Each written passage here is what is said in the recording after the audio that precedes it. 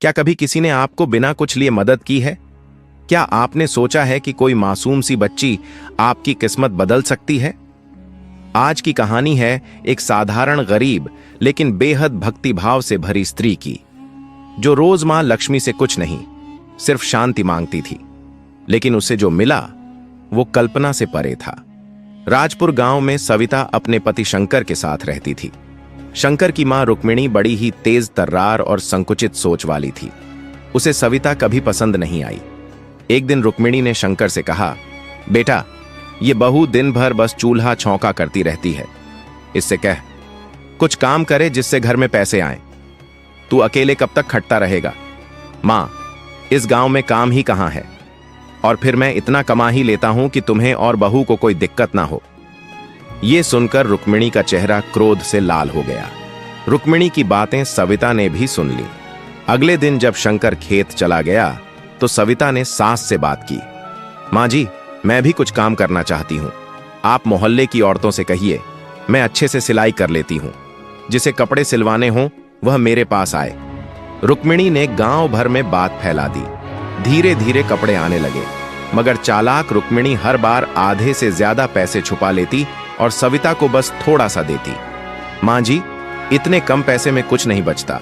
गांव वाले नया जानकर कम दाम देते हैं और सारे पैसे तो कपड़े सिलने में ही लग जाते हैं।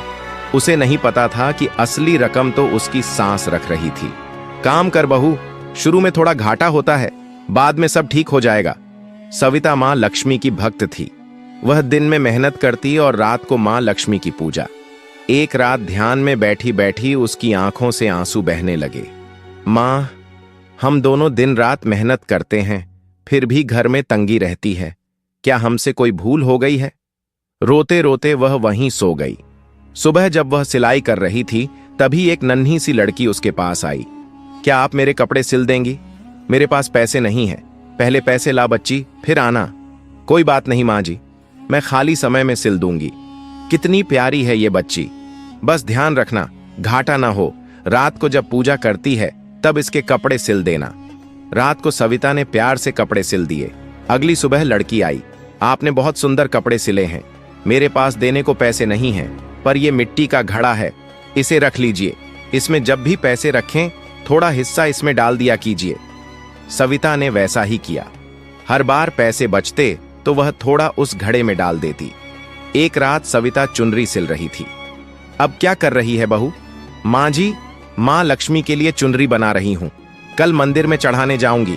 अगले दिन सविता चुनरी लेकर मंदिर जा रही थी, तभी वही लड़की रास्ते में मिली। ये तो बहुत सुंदर चुनरी है, क्या मेरे लिए है? नहीं बेटा, ये मां लक्ष्मी के लिए है, तुम्हारे लिए भी सिल दूंगी। नहीं, मुझे यही चाहिए। मां लक्ष्मी को मान लेना कि दे दी। सविता बहुत समझाती रही पर बच्ची मानती ही नहीं। आखिरकार वह चुनरी उसे दे दी और खुद मंदिर जाकर पूजा कर लौटी। शाम को उसने जब घड़े में पैसे डाले तो कोई आवाज नहीं आई। मां जी, आज घड़ा आवाज क्यों नहीं कर रहा? कहीं कोई सिक्के तो नहीं निकाल ले गया? सविता ने घड़ा खोला और दंग रह गई। घड़ा सोने के सिक्कों से भरा हुआ था। वह कांपती हुई मां लक्ष्मी की मूर्ति के आगे जा बैठी। मां, ये क्या चमत्कार है? कुछ सिक्के डाले थे और अब? तभी उसने देखा मूर्ति में वही लड़की चुनरी ओढ़े खड़ी थी। सविता फूट फूट कर रो पड़ी। मां, आप खुद मेरे घर आई और मैं आपको पहचान न सकी, क्षमा कर दीजिए। मां, अगर सच में आप ही मां लक्ष्मी हैं तो कृपया मुझे अपना दिव्य स्वरूप दिखाइए। मुझे आपके चरणों में नतमस्तक होना है। यह सुनकर वह छोटी सी लड़की मुस्कुराई। एक दिव्य प्रकाश उसकी देह से निकलने लगा। धीरे धीरे उसका रूप बदलने लगा।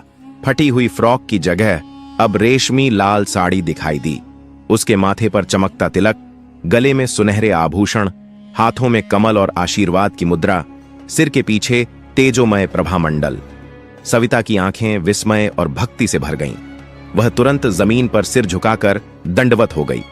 मां लक्ष्मी ने मुस्कुराते हुए कहा, सविता, तुम्हारी भक्ति, सेवा और निस्वार्थ भाव ने मुझे प्रसन्न किया है।